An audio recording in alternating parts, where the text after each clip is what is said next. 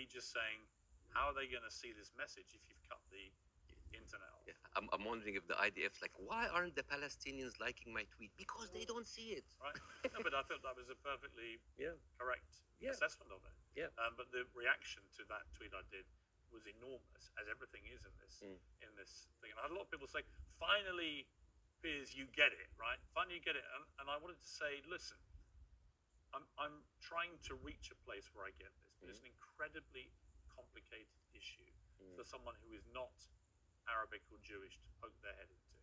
And I've had to cover it as a journalist for a long, long time. I think I said to you before that I was editor of the Daily Mirror in England when we opposed the Iraq War, for example. So, I have taken stands on this thing. On this one, I find I'm going to be completely straight with you. I discussed this with Jordan Peterson this week, and he did a pretty incendiary tweet in which he said, "Give them hell, Netanyahu, enough is enough." And he was actually very self-reflective about that in the interview we did this week, where he later issued a 20-minute video, because he said sometimes a one-line tweet can be unnecessarily inflammatory to people. Much better to take time to explain it. Here's where I've got to with this conflict. I viewed what happened on October the 7th as an absolutely appalling atrocity, a terror attack of unimaginable horror. And I absolutely think that Israel has a right to defend itself from people who committed it, Hamas. And I've questioned for the last 3-4 weeks, what is a proportionate response? And I have said repeatedly, I don't know the answer. I want people who have a view to have a view about that. I'll ask you again about where you think we are with this. I also acknowledge that Hamas live amongst civilian population in Gaza. And therefore, if you do what the Israelis are currently doing, which is a ground offensive into Gaza, a lot of civilians are going to get killed. And at what point does that become disproportionate or even illegal? And I don't know the answers to those questions. And I have a moral quandary, because my instinct is to say that Israel has no choice but to respond to what happened in a very forceful manner. I understand why they want to eliminate Hamas altogether. I understand that if they feel they can, then perhaps we can move to a two-state solution or peace or whatever it may be, although I don't think Netanyahu will ever be the person to do that. But the moral question for me is, at what point does this become disproportionate?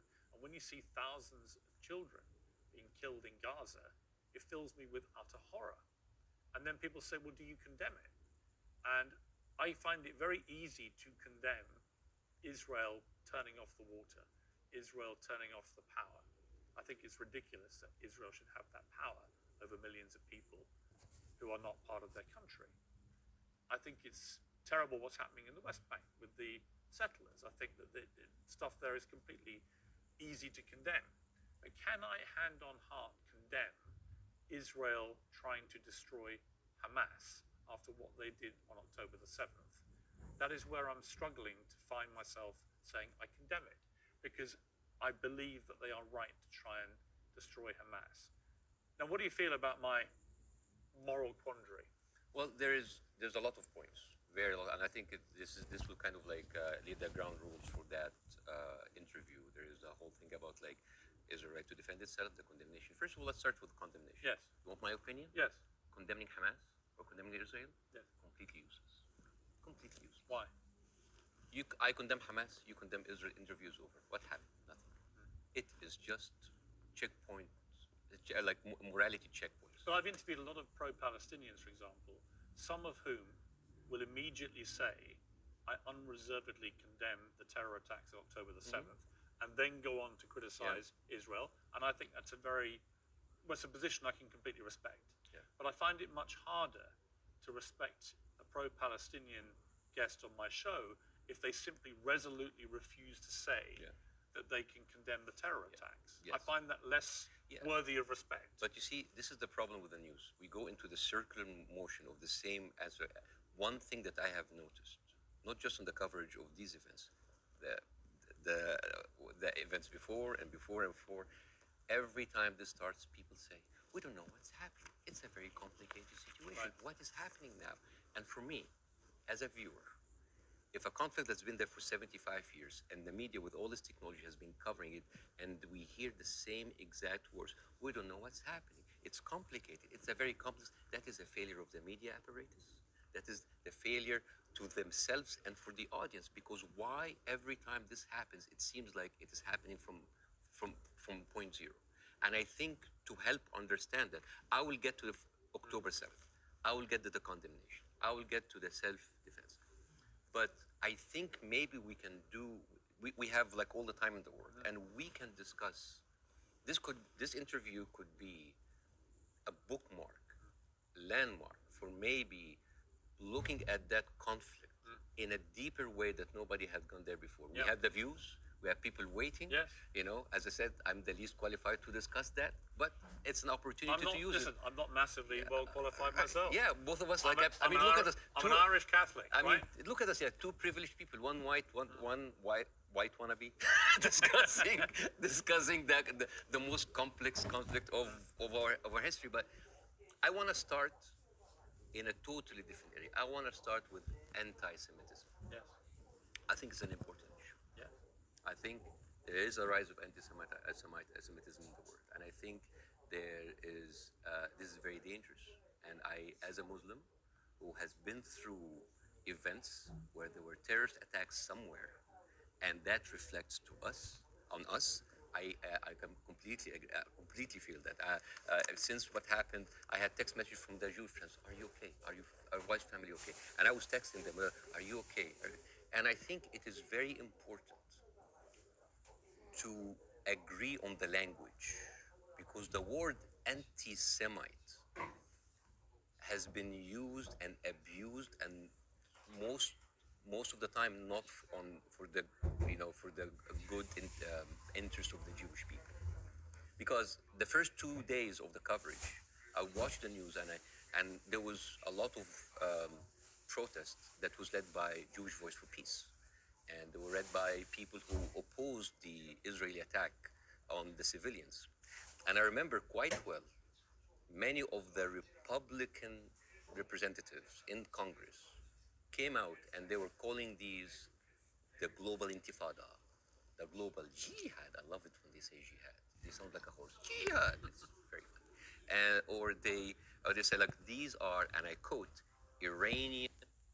Again, to the point of rejoicing. No, I know what you mean. Yeah, but like if you, for example, Google the wedding of hate.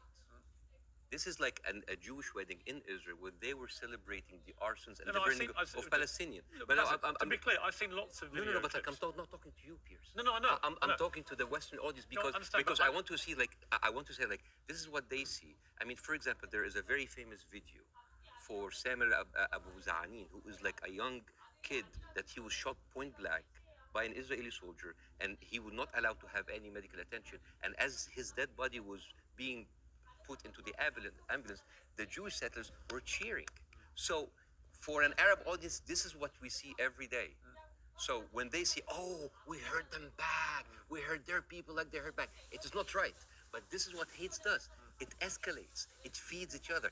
Radicalism feeds it. It is terrible, and it is just like a vicious circle. So I would like to do something that is very interesting to me.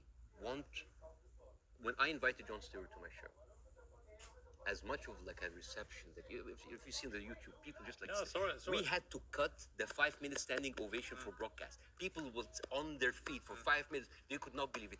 I remember Jon Stewart telling me I could never imagine that a Jewish guy from New Jersey would have that kind of reception in Cairo. And yet, on the internet, people who would have, what? You brought a Jew on your show? Why you are with a Jew? Yes, hate is there. Yes. So, and the thing is like, why? Because it's very, very important to have a problem. Oh, it's Israel, and for Israel, oh, it's the Palestinian. It's a very good distraction. I mean, sometimes I feel that like the Palestinian cause is very useful for both sides to stay there as attention, because it's always a way to reflect. But and this is a very important question, because in the mind of the Western audience, they always thought of the Palestinian resistance or the Palestinian side as like Islamic, as militant.